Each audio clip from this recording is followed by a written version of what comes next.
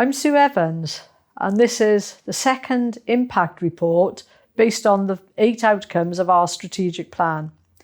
And we're committed to doing what we can to support the sector to improve the lives of vulnerable people right across Wales. We know that the challenges have been very significant this last year due to poverty in families and children, an ageing population, and people living for longer with complex needs.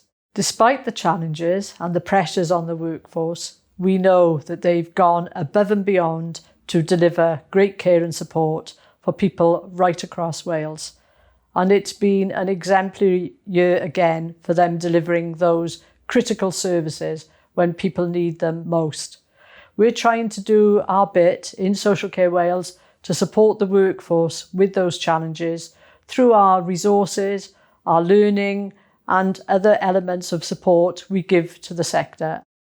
An emphasis of our work going forward will be continuing to work in partnership. That will be at the heart of all of our work. We'll be continuing to deliver the Workforce Strategy Delivery Plan. There's a range of actions we'll be taking forward collaboratively with partners to continue to support the workforce.